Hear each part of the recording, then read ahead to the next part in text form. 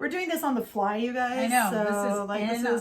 This is Improv Central. So that's why I'm in scrubs. I'm in my scrubs, but I'm covering it with a jacket because that's not chic. pretty. Because that's chic. Cheers. Cheers. Cheers. So hey guys. Hi. Welcome to Creative Happy Hour, where we get drunk on the creative possibilities every week with our creative biatches. Today we're talking about improv. How improv is a skill that can improve your life, and we're going to talk about what improv is. What are some of the improve your life, improve and improv. We're going to talk about how you can what improv is, how you do good improv, and how you can apply that to your creative life, whether you're a creative, an artist, or a creative entrepreneur. Yeah, right? It just adds instant creativity to your life. Instant creativity. Yes. Boom. Okay, speaking of instant creativity, we didn't know what to drink. Then I said, come to think of it, I'll have a Heineken. Yeah. So, free advertising, fuckers. This is what we're drinking. You're welcome. Well, not yet, because we haven't drunk it yet. We don't know if we're going to hate it or not.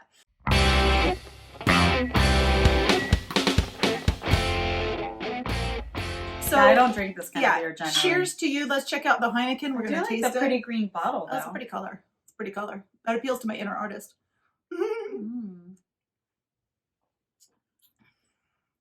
Frankly, it's not that shitty. It's not that bad. Hey, Heineken. You're lucky because honestly, we tend to be kind of off the cuff when we give our reviews. Little snobs. We're little snobs and we're kind of horrible. And we do say what we think, which I think is a good rule of improv. Maybe sometimes. Yeah. This is not bad. What do we think? It's light. Like I needed that kind of. It's malty. It's malty. But it's not too malty. It's pretty like light. I mean, it's light. I think that light defines it, right? That's what we're talking about. You're more of a beer drinker in general than I am. Yeah, but I like to drink like IPAs. Good beers. Yeah, like craft beer generally. You haven't. When's the last time you had a Heineken? I mean, I can't even remember when the last time was. I just don't ever. I mean, I think my dad didn't drink Heineken. He drank St. Pauli Girl, which is pretty much the same thing. Kind of, but with like tits on the front I mean, you might as well have some boobs. Have some boobage. I agree. I mean, the picture's not that great. I actually like the little logo. I think the little red star, like saying what's important, like I like the Heineken. Yeah, I don't know what the red star is about. It's the Diploma of Honor from Amsterdam, 1883. Huh? See? Bam, off the cuff. Improv that. No, I didn't. I read it off the label, but you can read things that small. Hey, I think that a good part about improv is actually taking like these subtle cues from our environment. And subtle cue number one, the label. So there you go. I was gonna make a cocktail. I was going to make a cocktail on the fly. And I was like, what do I make on the fly? And how do you improvise a cocktail? You just open the refrigerator and pull out a beer. Right. Well, that's what I did. But I could have improvised a cocktail, but that would have supposed that I knew the rules. So that's the thing about improv. Like, improv isn't just about throwing everything to the wind and being like, fuck this, I'm doing whatever. Right. Like, there are rules involved, right? So... Well, you have to read you kind of have to read what's going on where you are. You have to read your audience. You have to read. There are tons of exactly. I mean, I improv all day long at work. Exactly. I go in to see a patient, and I have no idea what they're going to say to me. See, and it's successful. They could say, "Hi, I murdered someone," and you'd be like, "Yes, and I still have the blood on my hands." And I'd be like, "Yes, and that's another rule of improv." And I would say, "Yes, and what else did you do yesterday?" Exactly. Well, we're going to talk a lot more about the yes and rule. I think that's fascinating, and we are going to talk more in detail about how we each use improv in our day-to-day lives, whether it's in our side hustle or main hustle or our creative hustle. But I wanted to talk a little bit more about improvising cocktails and improvising other things, like these rules. So with cocktails, like we've noticed, we've been tasting enough cocktails right now that we know kind of what we like and what makes a successful cocktail and an unsuccessful cocktail. Yeah. What makes this a successful beer is that it's balanced, right? Sure. The balance comes from the rules. So a cocktail is going to need parts of strong stuff, is going to need the acid, it's going to need the sweetness. The sweet and the sour. And the sour would be the acid. Yeah. And maybe some bitter. And maybe some bitter. And maybe a little like surprising thing, right? Like a garnish of some sort. Like a garnish, exactly. So that's kind of the rule. And I think that extends well to life, Like you need that little dose. So an example of this, and then I'm sure you can give me an example. I know what your example is. Actually, if like we'll give your example first. In your fiber frequencies, Can you kind of extend this to what your fiber frequency is, how that works? Because that's kind of improvised. You're improvising these pieces that you do. You're not going off of a recipe per se with your pieces. Well, yeah, I mean, it'll depend on, if I'm working on something and I run out of a certain fiber, then I need to use a different one. Right. It's going to depend on the gauge of the fiber. That's where your rules come in. Yeah. So if the gauge is too small, then I'm either going to have to double up the yarn to get a thicker gauge for that needle and the thickness of the garment. Totally. Or I'm going to have to use a different fiber. There you go. And also, I think that often when you finish one of your pieces, you'll be like, oh, I need to add that little garnish. And you'll come up with something. I'll come up with some trim, or I'll do some, some crocheted trim or some kind of, sparkly pop kind of thing to finish it. To finish it with something that's just a little bit oof, like that little oomph, that little to frame it. To frame it. Yeah. I like that. I like that. Yeah. And I never know what it is until I do it. And then sometimes I'm like, no, I don't want anything. I just want the piece to kind of be the way it is in its like raw form. When you want a classic cocktail, for example, like you just want those rules and you don't really give a shit about the garnish. Yeah. Like I know that my husband sometimes will ask for an old fashioned. He's like, just hold all that shit. Yeah. I don't want an orange peel. I don't want a cherry. I don't want this. I don't want that. I just want the main ingredients. And that is something that I think that you need to take those cues from how you're feeling and how your environment's feeling and how the other people that you're, working with are feeling. I think that's kind of Sometimes you want your dirty martini extra dirty. Extra dirty. We like it. I know, for sure. And well, speaking of extra dirty, I'm doing a room for a design client right now. And he's recently divorced. Ooh. And so, so that extra dirty touch is like the little... I don't know if it counts for sour or for like what, but I'm doing a mirrored ceiling. Yeah. But I'm keeping it about that. Right. And I'm keeping it kind of dosed down by, having some fretwork over it so that it doesn't, overwhelm you. So there's that rule. But dealing with him is an exercise in improv as well with the client, because I have to like listen to what he wants. And then if he goes and says something crazy, I have to be like, yes. And so that's always, you can never really say no to your client, though once you know them well, you can start to say hell no, but I think that that's a balance. That's only once you've established that groundwork, right? Yeah, that's interesting. Yeah, so I think that that's an important thing. So let's talk about kind of the history a little bit of improv. Do you know that improv has been around, like the first recorded improv was in France in like 391 BC. Whoa. Yeah, I'm like, really? She's busting out dates here, people. I am. I mean, is everybody okay? You might want to have a sip of your drink. I'm thinking, because I don't know if this is going to be a theme or is this kind of improvisational joke. I'm probably wrong. Yeah, it's probably a joke. Like I'm probably lying, but like just accept this. Let's roll with it. Okay. Either it's 300 BC or 80. Okay. I think it was BC. No, see, this is better. I like that you're screwing it up a little bit. Yeah, I'm feeling more comfortable. Yeah, I know. That's weird. Exact dates. Right. One of the established rules is that I'm not the established fixed date girl. Me either. So I know. So okay, really, really long ago in France, and then this continued in theater. And improv has its place in even psychotherapy. I mean, it's just a very interesting exercise that is pretty universal, I think. Yeah. And I think that it's something like what improv does is that it establishes the rules and it helps you to communicate with other people. Mm-hmm. And I think that it really helps us to brainstorm things in a way that's kind of fun and collaborative. And so that is creativity, extraordinary. In the moment. I mean, it's like alive in the moment. Yes. It's, and so it's a living entity. It is a living entity. That's the other beauty of improv is that there's that give and take. It keeps going. You can play the same general theme, like scene a million times, but if you don't have exactly the same players in the same mindset on that specific day, it's never going to play out the same. So that's pretty fascinating because that's creativity as well.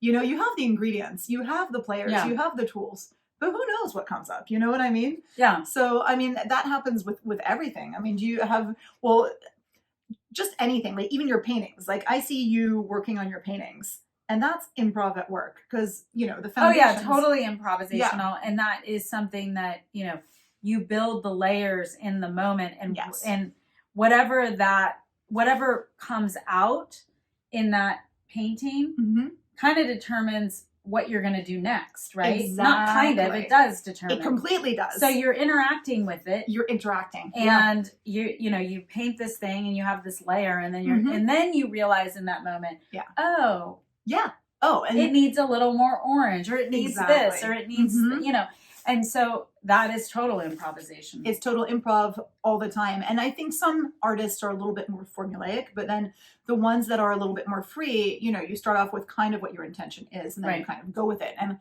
I love that. I think that's really fun. And I think that as creatives, we can all learn to do this. I think that when we forget how to improv, that's when we start to get really fixed in our lives. Yeah, we lose trust in the creative process. And I think the creative process kind of unfolds, like I said, it's kind of a living thing, and it kind of unfolds in its own right. Yeah, absolutely. And so you kind of, if you're not allowing yourself to do that, at least in some medium, then you're losing that creative improvisational muscle. Absolutely. And just right. And also we always say that creativity is kind of interacting with others and sharing those ideas. And some people block themselves off so much from those creative possibilities that we're always talking about, that you get drunk on. Get drunk. But I think that is so true. Like if you're not flexing that improv muscle just in your everyday life, you're going to run into problems. That's when we become completely immersed in our weird habits, or that's when we become, too neurotic, when, anything's changed. I was talking to somebody and I was saying, okay, well, I think the plan is this, and it should be around this time, and then we'll do this and this, and maybe we'll do that. And I could tell that this person was just like, what do you mean we're going to change the plan? Isn't the plan this? I'm like, the plan has existed for about a minute, and it was already a nebulous plan. It doesn't have to be fixed, from minute one. And I was feeling very bad, thinking, wow, this person actually needs to let some improv into their life. So you have been going lately, and I listen to it all the time. I listen to comedy all the time. And you went to a comedy Well, I just went to my friend Seth Morris is a comedian. Exactly. And I went to Sketchfest a couple weekends ago, and I saw his group. I think they're called Naked Babies. Oh yeah, right. I'm pretty sure something with and nudity. They've been an improvisational group for, probably 20 years or something. I don't know. Wow. I mean, they met in New York, and they still meet up and do these shows. See, I think that's interesting because, Upright Citizens Brigade, he was part of that. He was part of that too. Like, that's one of the most famous improv troupes around. And I think it's fascinating that people who are kind of in an improv group, they tend to stick with that crew, because I think that something about that is so rewarding, creatively, that you're using that improv to feed everything else that you do. You know what I mean? Totally. Right? Like, so did you get a chance to talk with Seth about a little bit? Whether his improv kind of feeds the rest of what he does? No, not necessarily that evening, but I mean, I've known him for many years. We actually share the same birthday. Aww. And, so I've known him over the years, and he's always been kind of in and out of I don't know. Like, I've never really sat down and talked to him about it. It's always just been an aspect of him. Right. Yeah. I mean, he grew up with my boyfriend, Paul. So they're actually really close friends. So, and he's a friend of my brother. And so, I know him through that group of guys. Just a bunch of comedians. But yeah, I mean, it was interesting to see, because they did, last time I saw them do a show was years and years ago in San Francisco. And it's the same group of guys. And they did this, set years ago called Monster in a Wheelchair. and I mean, I'm not even going to go into it because it's inappropriate. It's inappropriate. But, but I was talking to the guy about how that was the last time I saw it. And he's like, we're still doing that. We haven't changed. Yeah. And he's like, oh, wow, that was a while ago. Yeah, I was like, that's crazy. But I mean, they're like 40s and 50s, and they're still funny. They're still funny. I think that being funny is a muscle that you have to flex too. Yeah. So this is an interesting thing about improv. So people often think about improv and they think about it as funny. And that's not even the main point of improv. Like the main point of improv. So number one is that you do a thing called co-creating, which I thought it's not the same thing as co-parenting. People. No, it's not. It's way more fun than co-parenting. Oh my god! Actually do it. So co-creation is where you and all of the people in your crew, and we were talking about an improv comedy crew, but we could be talking about anything. We could be talking about a business, a startup, or a kind of a band. Okay, I know what you're going to say because they were doing this that night. Oh, so tell me about it. So they would do this thing where they would have like some kind of cue where they would change into the next scene. That's different. But they would create like a so everybody knew kind of what they were going to do for that scene. Like they would be like, okay, we're going to be on another planet and we're going to, right. And then I don't think they knew what each one was going to say. Right. But they had a theme. Yes. That's where you establish the parameters. Yeah. So they had parameters. Yes. And then they would go into it and it would develop. Yes. And then there would be some kind of cue where they would change. Switch. Yeah. So that's exactly it. So you've got the co-creation. So that's where you establish, what your world is. And you can do this whether you're a company or an improv troupe or a podcast or whatever it is. Like, they did a really funny one. I think I talked about it on about Amazon. Where Amazon was saving their shit. Oh, that's right. Yeah. So they were saving everybody's shit, and they were using the DNA from the shit to create new employees. I think they are. With the DNA shit. The shit and the DNA. See, that's literally So they were creative. Like shit employees. Shit employees. They were shit employees. Shit employee of the month. No, it was so brilliant. I really wish. And they had like a shit baby. Shit baby. And, oh my God. I love it. See, it was brilliant. That is brilliant. Fun. Like, I think that so many times when you're co-creating, since it's kind of a brainstorming situation, you come up with these ridiculous things because you're not throwing out anything. You're just kind of like, great, yes. And there's, a monster, and the monster's in a wheelchair, and he's got this funny voice, and, and you can keep doing that. The next step is that you start to come up with your character motivations. And this is something that each player needs to do. So each player, as she looks at her watch, I'm like, your motivation is to be on time. Your motivation is get the fuck out of here. I'm like, do I still have time left in happy hour? I want to stay happy as long as possible. Keep that happy until the last second. So each person in the group is going to come up with their motivation, and your motivation is super important. I like that. Right? So if you're in a comedy troupe, you don't need to be representing your real motivation, but it needs to be realistic. And so this is something I do with like all of my writing students as well. I'm like, okay, what's the world? And that's all the parameters. Now, what is the motivation of your main character? What's the motivation of your, villain or of your antagonist? Because those need to be rock solid, because that's what you're going to be playing off of, right? The behavior, it becomes a lot easier. People always think, oh, improv's so hard. But it becomes easier to improvise when you know the rules and you know the motivations. The motivation. Yeah. No, that makes sense. That makes sense. Yeah. And so like if you're doing a company, if you're a creative entrepreneur and you're launching a company, you need to know rock solid your motivations and the motivation of the person that you're trying to sell to. And so this makes it easier. This makes you more focused, because you do need that laser focus if you're going to be a good improv person. And again, this is how you're going to start to improv your life. Don't think it means loosey-goosey all over the place. No, you need that motivation. Super important. Yeah. So that's when you can start to establish a thing. The next step is, this is when you start to listen to the people around you. This is when and listening is key. If you're doing improv and you're too busy thinking about what you're going to do next and you're not listening to the people around you, you're going to fuck it up. Right. And the same goes if you're painting and you're not taking the cues from your painting. You're so in your head about that you're on autopilot. Right. That painting's not going to be reactive, or your book is not going to, you need to have any listen. Spark. Exactly. And when you have a team that's working on a company or whatever, you need to be listening to what the other people around you, the other experts, because these people are experts, right? When you're building, each one's an expert in their own little role. Right. So you need to listen to them and be reactive, because if you're not, you're completely in your head and you're losing an opportunity. Right.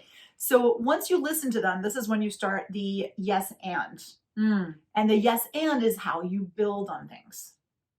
And that's really important, because if you just have this world and you have a bunch of people, and you don't really. Should we try it right now? Oh my God, that'd be so funny. Yeah, we can do it. Let's at the end. Okay. We should do one. That'd be really cool. We'll do a little. Yes, I like that. We'll do a. Then we're gonna spend the whole time thinking about what we're gonna do. No, we're not gonna do that. We have to just do it on the fly. We have to improv it. I know, what a crazy concept. Thinking, I better drink more. Right, but see that drink, chug.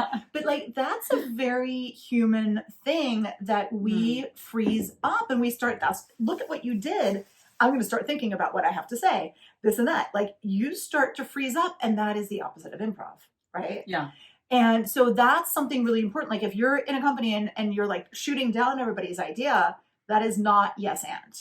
So you enrich, that's no and no but, or when you say but, that's not good. It's something and. Well, I think that that's kind of what we need to let people understand is. The yes and is a building approach. It's a building premise. It's growing. It's building. It's developing. And that's what you're promoting with improv. Completely. You're building the story. You're building the narrative. You're building the company. You're building the creative project. You're building I don't know. Anything you're building. You're building it. The house. You're building everything. You're building the house. No, like that is absolutely. That is maybe that's one of the more important steps of this whole improv thing. Like I think that's majorly important. The yes and the building, the collaborative, and really getting those ideas and saying, okay, what if all of these things were true? What if everyone were right? How do we integrate all of these things? Because that's our experience, all of us, or our opinions, they do inform things and they do matter. And I think that it's crucial to see that. So that's kind of a cool thing. So now, okay, in improv, what if things start kind of going going downhill? That's the switch you talked about. Yeah, then you switch, you pivot. You pivot. You switch, or you can wipe. You can totally wipe the whole thing and be like, okay, new situation. Yeah. And I think that knowing when to switch, knowing when to pivot, knowing when to wipe is really important. But what happens when you wipe, you switch, or you pivot? Now you have to let the audience know what's going on. Right. So we've talked a lot of times about like the multi-passionate entrepreneurs or whatever, the people who do different projects and how not to confuse people. Well, you need to do a clear wipe, clear switch, and let people know exactly where you are and why. Yeah. And I think that's really important if you are running a company or you're the leader of a company or something. I think because oftentimes, and I know that it's happened to me, where you think this is where things are going. And then all of the sudden things change and you're set on another course and it doesn't make sense. And so then you're basically drowning out and you're diluting the energy that you built, that yes and energy that you built. Yes. And so you really have to make that switch clear. Like, okay, we were doing this and now we're going to do that. Yes. Or we were doing that, now we're going to do this. And right present, or the right tenses, right? Yes and. Yes and. Yes and. Also, the people who are in your audience in an improv show, they get really enamored with this game you're playing, right? Right. They're like, oh, wow, they get into it. So you need to know that when you pivot, first of all, they need to understand what's going on. And if they're at an improv show, they know that that's the rule. Yeah. And if they didn't, you probably let them know that that's really like, guys, this is how this works. We're going to do this. We're going to do that. When I say pivot, you pivot, blah, blah, blah. Yeah, they would do these weird, like they would do these like, woo, woo, woo. Like they would do like a weird dance. Or I like that. And make a sound. They'd be like, woo, woo. A transition. Woo. And everybody would like, it was like one person was, and then they would start and they would all do it. Yeah. And then it would start a new scene. And it would be a different, it wouldn't be the same kind of pivot, but it would be something like that. I love that, but that's like letting everybody know, not only the audience, but the it's people like who an are alarm. working with you. It's an alarm. Like, okay, we're changing this. And I think that it's done in a good way so that it's not super interrupting. Like it is interrupting, but in a fun way. And I think that's really important.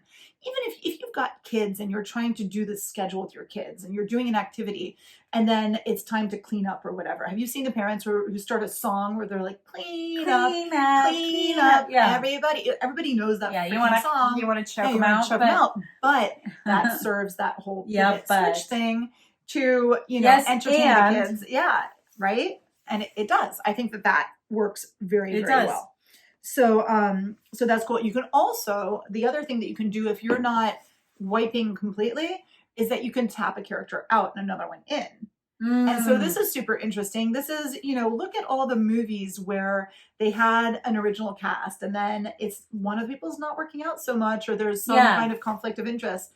They'll tap that person out and then they're going to have you build it into the story, or you just swap the character out. And it doesn't work as well if there's not some preparation to explain to the audience, or I think that if it's not addressed and you just have some random taking their place, you're like, no. But same thing goes for a company. If you're if you fire the CEO and all of a sudden you've got a new one and you're like, surprise, that's hardcore. You know what I mean? You can't just do that. And I think same thing you can, but it's not going to work out in your favor. It's not going to work in your favor unless you find a good way of tapping them out and having a good narrative. That's the transition. I think transitions are kind of key, whether we're dealing with improv or with life. I think is really important, and same thing with music. Like if you're introducing a new theme or you're introducing a new instrument, you need some kind of lead up to it. And then that tapping out and transition. Or what we call in music, the fade out. The fade out.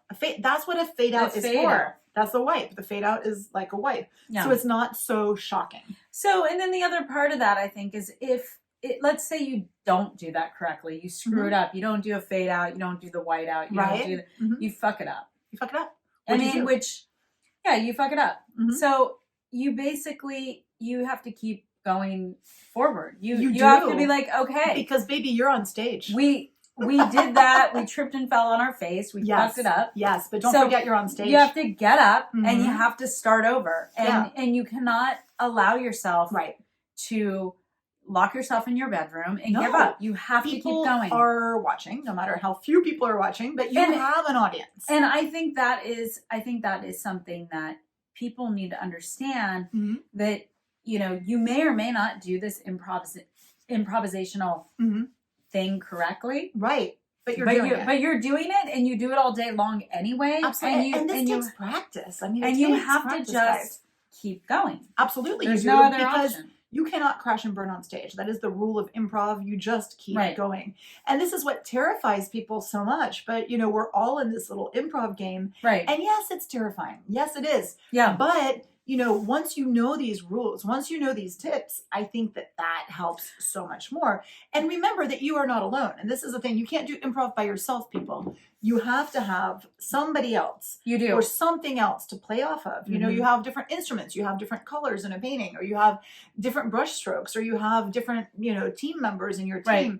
It is very hard if you're doing it alone. And I know this from trying to, launch various things on my own. I have to think of who's on the other side, and who's on the other side is my audience. And so it's crucial to remember that, because you crash and burn if you don't, and you do. And I've pivoted already a few times, just taking those cues from what I sense my audience is asking for, so I'll be asking questions, putting it out there, establishing, new little rules in this whole universe. Right. And I think it's key. It's really key. You have to keep beta testing it. Exactly. Yeah, I love that A/B testing. I think a lot of improv people do that, where they'll try to see what the audience reacts to better. Yeah. And so they'll be throw something out. I know that was one of the things that they did at that show that I went to was, they would pose some kind of question or something, and then they'd get the audience to give them a response. Any new parents in here, And then sometimes you can have crickets. Yeah. Sometimes you do that. You're hoping it's going to work. I mean, improv is one of those things where pretty much at some point you're guaranteed to fail. Yeah. And I think that if you are doing creative life right, you're guaranteed to fail at some point. Right. But you need to pick yourself up and keep going, because that is too much of a failure. Right. It is not okay. So I have a few ways that improv can kind of make a difference. And then I've got some improv techniques that can help your communication skills. Isn't that nice? I think that that's important. So here are some things that, kind of adopt that improv thing. So of course I've said this several times, but say yes and to life. Yes. And we have an episode that's the power of yes. And you guys should probably, and you should probably watch it. Yes, and you should probably watch it. Yes, you should. So that's a good one. Another thing is be more decisive. When you're doing improv, you have to commit to the line that you guys have chosen. Like when you've Right. established your world, you can't go back and tell the other people, no, the monster's not on a wheelchair, the monster's on a skateboard. It's too late. Yeah. Like that ship has sailed, my friend. So be decisive. You've made that decision. The audience is going to be like, what are you talking about if you go back? You can always then wipe and do something new with somebody on a skateboard, Right. but that's going to be a different thing. Sure. Right? So listen more. Obviously, very important. As we were saying, like you need to listen to what's going on around you, or I would say observe more. Sure. You know, like not just listen, but observe and take those cues. Yeah. I mean, one of the things that I often say to my patients is, and that's their cue. So what's going on? Yeah. I always say, so what's going on? Yeah. Or I heard that you have a tooth that's bothering you. Tell me what's going on. Right. And they do. They tell you. And then I listen and they tell me, well, I was, chewing on ice cubes and my tooth like sheared off at the, whatever and they you're tell like, me. You shouldn't do that, dumbass. Yeah. But that was dumb. No, right. I don't say anything. Yes. Oftentimes I do it because the doctor will be nearby and I know they're listening. Yes. So they get the version, they get the first version. Yes. And then the patient will tell them their version. So then they get this like. It's built upon. They get two versions. Two members of the truth. Because they're going to tell me one thing and they're going to tell him another. Yeah. So it's building on the knowledge. Yes. I love that. I think that's super true and awesome. Another interesting one that I thought was, just listening is not enough.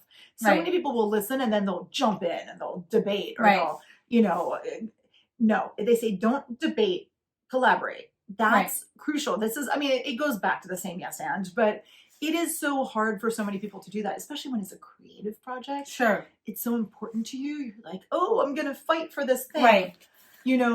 As an interior designer, for example, I know damn well that I'm in a service profession. And I think that a lot of interior designers don't realize that they're in a service profession. They think they're artistes. And I'm like, oh, maybe you can be a little artistic. So they have more of an agenda is what you're saying. They have an agenda and they have this ego around imposing their will on their clients, whereas I want my client to be happy.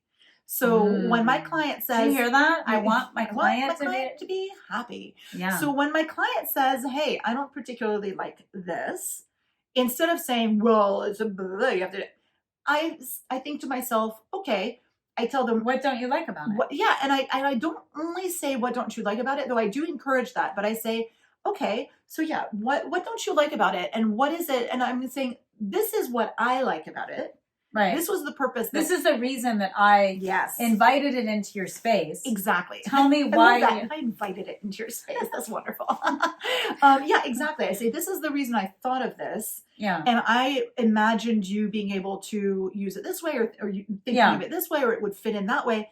But if you're not happy with it, what can we do that's going to... What's an alternative? That's going to fulfill that purpose, yes. Right. But that is something... I want you to use this part of the room. Yes. What's going to make you absolutely feel like you're going to use this part of the room? Absolutely. Yeah. And I think that with improv, another important thing is using all of the tools at your disposal and using all of the corners of the stage and using each person and each character. Like I think that's a really important rule when you're improving your life. Don't limit yourself. You've got this whole troupe at your disposal. Yeah, you do. Use all of them, all of it, and all of the space and all of the tools that you have. If there is something, and like I said, oftentimes, even though I am trained, I have general parameters at my job, I know certain symptoms mean this, certain things mean that, certain other things mean certain procedure. There's certain parameters around every aspect of what I do. But, there's sometimes when you're talking to someone and it's going in a certain direction and you don't know how to answer it. Yeah. So you have to reach out to the people that may know how to, let me check with so-and-so and see if they know. Let me check with the front desk and see if your x-rays were sent over. Right. And let me check and see. Give me a moment. Build in space between your, committing to the next part where you have a little more freedom and a little more space. Right. To continue to build a positive moment with the person. It's like, when it's not like, I don't have your x-rays. I don't, I don't have them. Absolutely. I don't think they sent them. It's like, right. Well, I may already know that the doctor that they saw before didn't send them. Absolutely. But I'm going to gently and nicely build in that time, and I'm going to say, well, let me just double check. Let me just make sure that they didn't email them over. Yeah, and that in improv, the equivalent of that would be doing something with your body where you go across the stage in a weird way, or where you do some weird noise, and then you ask a question of another actor, and that is something that have you heard of this? Yes, exactly. This thing? Yes, exactly. That's a great and that is something that you're often you don't know what people are going to say. You don't know what they're going to ask from you. No, you were told that you need to go in and do a full mouth set of X-rays, and they just had like 6 different cancer treatments, and they're refusing to do X-rays. Right. Yeah, and so you just don't know what you're going to encounter, and I think that's in every field that you deal with people. And it's not the end of the world. So you just kind of have to be like, okay, well, let's reassess it, because oftentimes you'll go and the doctor will say, well, I really, in order to figure out which tooth is infected, I need an X-ray of that tooth. I had no idea we'd be talking so much about teeth, and if this triggers anyone as much as it triggers me, I apologize. But I do feel like, when you're in a medical or a dental environment, 100%. There's so much improv that goes Absolutely. And like a teaching environment is the same way. Same way. Just dealing with kids, same way. Dealing, just all of these things. I mean, this is life, people. Like, it is. If you learn improv, you will improve your life. We swear is very, very, very important. So it is. Another really, really important thing is and I was saying about facing your fears and doing all that. Like I was talking about triggering. And I'm like, oh, that's a serious thing. An important thing in improv is to know who you are. Oh. And you know your strengths. You know your weaknesses. You know who you are. You know that how you can be counted on to react in a certain way, and sometimes you want to push through that or beyond that. But I think that having a really clear idea of who you are, whether we're talking about you yourself as an actor or you yourself in the role you're playing, those things are important. And we were talking about that in terms of, if you're running a company, what are you doing? Who are you? What are you? You're in a leadership role, right? How do you behave in a leadership role? How do you behave? How do you see yourself as a leader? Exactly. How do other people see you as a leader? 100%, all of that stuff. So in slightly eating these. Yeah. Seriously. Right? Why? Yeah. Why would you? You're gonna just grow into a peanut. It's gonna be amazing. So I have a couple more things to say. I wanted to talk about 8 improv techniques that dramatically improve your communication skills. We're going to do these before we do our own little improv exercise, which we still haven't figured that one out. Though I think it might have something to do with that Gwyntheth Paltrow candle that I got. Oh my God. I already knew that.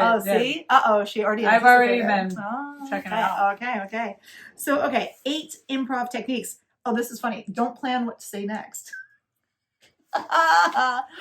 This is important in improv, because I think that when you're planning what you're going to say next, you're losing an opportunity to listen to what's happening, to bounce off of something, to really connect with the situation and with the person. And I think in communication, it's the same way. Although I'm a big fan of scripts. If you know that you have to make a difficult phone call and you need to get a point across. Scripts are great in a phone call. Scripts are great in a sales situation. Yeah. But I think scripts are major when you're trying to railroad a situation. You're trying to have a specific outcome, right? That's what a sales call is, or that's what, trying to get, somebody to pay you, especially. But most improv type conversations, we're talking about more of the creative process. Right. So I think that a script is less important. Right. I think that the improv, part of the fun is not knowing what the outcome is. So if you're talking about like a sales situation, I think this is a good distinction to make. I would often do very improvisational conversations when I was in sales. I would talk about whatever was interesting to talk about with the client. And then, the part that was more scripted was like, oh, okay, you'd like to move forward with the sale. Okay, great. Would you like to play cash or credit card? At that point, you're just you don't continue to talk about random shit. No, exactly. So you have to know when you're in. You have to know when to be improvisational and you have to know when to be scripted. I guess is what I'm saying. Yeah, absolutely. I agree. Know those distinctions. Don't just keep like improvising weird shit. Absolutely. Yeah. I think that that's really crucial. I think that you're being improvisational when you are building the rapport. Yes. You're being improvisational when you're trying to... You're gaining the interest of the other person. And then you can kind of go into the script. Mm-hmm. So this is another interesting thing about the improv, the whole yes and, is you don't need to agree with the other person's opinion. However, if you're doing improv, you can still play off of that. You can still have a nice conversation with somebody, even if you don't agree with their opinion. Accept their world and then yes and, or just, kind of play on that, riff on it, and kind of accept their opinion as their reality, and go off of that. And I think you'll have a very rich, conversation. Yeah. Except for some things. But I meant, it just made me think of all kinds of weird shit, but it's okay. That's okay. You're like, maybe. You're like, could be. Yeah. Yes, and. Here's another funny thing, is that even if you don't agree with the person, just be grateful that they're communicating with you, which is funny. Yeah, that's one of them. Cool. Yeah, that's one of them. That's super cool. Yeah, I feel like that about a certain person in my life. I'm not going to name any names. I'm not going to even name the arena that I know this person. But yeah, I'm just like, oh, great. You're talking to me. This is fucking great. This is awesome. I'm so glad that we're speaking. I mean, it's just, you're just like, okay, I'll just roll with this. And I do. And it's just like, yeah, right on. It's just one of those things. This I'm going to need to hear more of after the show, unfortunately. Yeah. I can't even put it in the show notes. No. Unless it's me, then I'm screwed. It's not you. It's not you. I definitely need to. So this is fun. Mirror what the other person said or did. And that's fun because... What's an example of that? Well, you know how... Well, first of all, mirroring what they do. So if you want to gain somebody's trust, like you're sitting here talking to me and I'll kind of sit the way you're sitting. Yeah. Yeah. Or if they're like, yeah, like I totally will, Oh. That's really... Okay, but it has to be that is really weird. Isn't that really weird? Yeah. It is, yeah. Well, I mean, you could totally disarm someone by doing that. Or dismantle them. You could dismantle them. You could. And if you do it subtly enough, they're going to end up liking you and feeling like they're in agreement with you. Right. They'll be more subtle than I was. Yeah. That subtlety is key. You were like, right. You were going after me. A little too much. The last thing is don't overthink it. Just, start to think about these rules and play with them. You can play. That's what improv is. It's fun. You can play with it. It's not so serious. You are going to fail. You're going to fall down. But really the goal is have some fun out there. Yeah. And I think that that's a beautiful thing. I wanted to add one last little thing before we do our little improv, which is scaring the shit out of me. Gonna be fun. They have used improv. There's a woman named Karena Staub and another woman named Mondi Carter. Karen was working as an actress. Her father was diagnosed with Alzheimer's disease. And so she was struck. She was with her dad like the last days before he died of Alzheimer's. And she was struck by how their communication was really close to improv. And so she developed this thing along with Mondi Carter, who's her husband. They wrote and performed a show called Sometimes You Gotta Laugh. And it's an educational and entertaining look at Alzheimer's disease. Oh, that's cool. With improv elements. And they believe that, through practicing improv techniques, you can become a better caretaker. Yeah. Or caregiver. I never know if you give or you take when you're caring. But for Alzheimer's, so there you go. I thought that was a beautiful thing. That is beautiful. I mean, I could see where you do kind of have to go with what's going on. Yeah. You kind of have to go. You have to go with it. I've had, over the years, different patients that have, mental illness where they're in a completely different mindset. And you just, if they tell you that, someone's following them and, and it's like really obscure, some group of people. And they're coming through the walls. Yeah. And they've been, coming into their apartment and stealing their spaghetti or whatever it is. It happens. You're just like, God, that's such a bummer. I mean, you're like, man, your spaghetti must be really awesome. You're constantly shopping. You constantly have to be shopping for spaghetti. It's just exhausting. Like, spaghetti is one of those things that you should always just have. You must around. Yes. But if somebody keeps stealing it, it's hard. And when in those situations, you just roll with it. You roll with it, and it makes people much happier. Yeah, in the end. So that's exactly it. So shall we do our little improv thing? Yeah. So I don't know what the hell we're going to do, but But yeah, I haven't drunk enough of my wonderful. It doesn't do anything anyway because right? it's really just water. It's beer water. It's not even. Okay, so I'm gonna get our prop. So I've got our prop. Okay. Our prop. I'm gonna smell it. Oh my god. Okay, our prop is the sold out bullshit because I bought one.